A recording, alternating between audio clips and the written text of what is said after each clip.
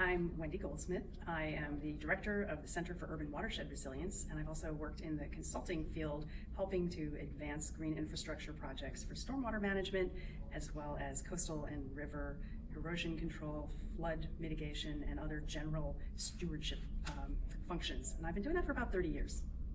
So 30 years, that's quite a legacy. What have you seen change? What has the sort of the past brought to today as a legacy in your experience? Well, when it comes to the roles that the green technologies can be recognized for by society, it's really changed. I was talking with a friend and longtime collaborator recently about this, and back 30 years ago, people acknowledged that plants could help with erosion control, and they could do that on a wide open landscape, they could do it on a riverbank, they could even do it in certain cases in coastal settings. And so people had a budget, we're like, we have erosion problems, we recognize the need to pay for erosion solutions. And they were skeptical about what vegetation could do, but they were willing to learn and embrace it. And then bit by bit, it's like, okay, vegetation and water quality. Let's look at mitigating water quality from a compliance standpoint for the Clean Water Act. Then people start saying, well, if we're building all these little pockets to contain water and have a residence time so that the water can be cleansed of pollutants, we're kind of doing something to help restore bigger hydrologic patterns. We're helping to reduce floods. We're also helping to infiltrate to groundwater. So all of a sudden people started realizing there's more that was possible to be addressed than people had previously been tuned into. Then we have this whole green building standards and green site design standards movement. And people started to say, well, if there's a standard for that, well, maybe I should take a look and see what the menu of options is and see what's cost effective and compatible with the project that I'm trying to be doing as a design professional, as a regulatory oversight person, or as the owner, or maybe as an external stakeholder from the community. And once that happened, I think the lid got blown off, where people started looking at, there are public health benefits, there are energy savings benefits, there are multifunctional water conservation, water stewardship benefits. And then people started saying, well, once you've walked around on a roof like that, or looked down onto a roof like that, you wouldn't want anything other than a green roof. Once you've thought about what happens when a raindrop falls on your site and handled every bit about your grading so that you're taking care of the water and stewarding it on its path, you start not having nuisance flooding problems, you stop not having ice and slip and fall problems, and you have this gorgeous vegetation that's watering itself and full of birds and butterflies. People started falling in love with it. Once you've tried that, pretty much nothing else is looking very good by comparison. Those are the changes I've seen.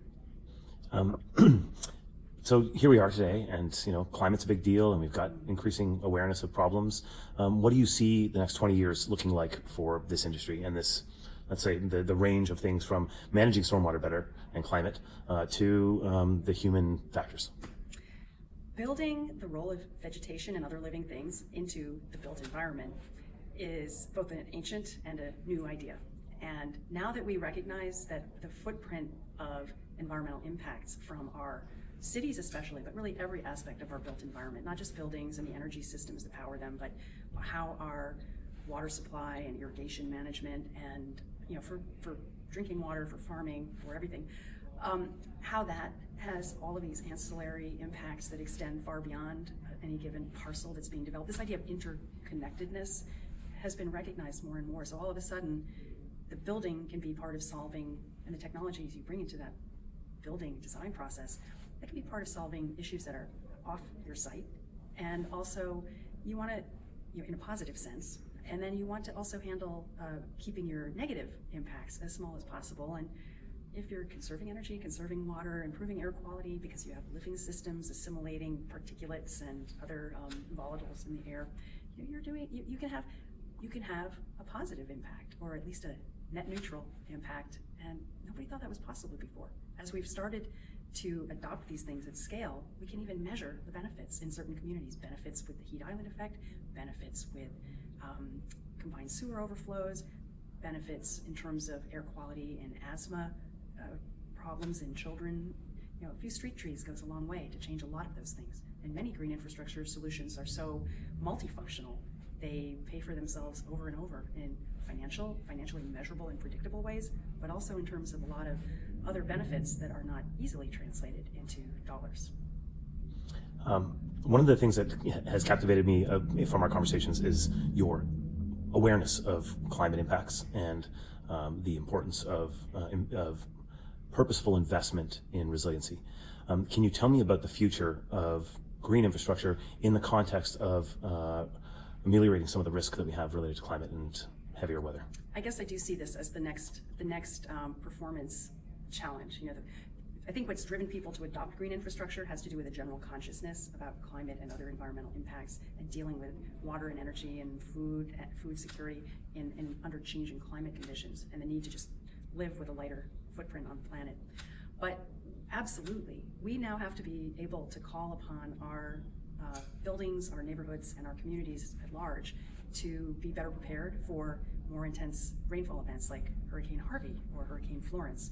We have to, the piped infrastructure systems that might have been built underneath many cities in Victorian times or in the building boom of the post-war era in the 50s and 60s, those, to the extent that those might have been all correctly planned and sized and scaled, they were scaled for that time, not the present time and not the future projections that all the models are telling us we're going to continue to be experiencing a daunting trend line for.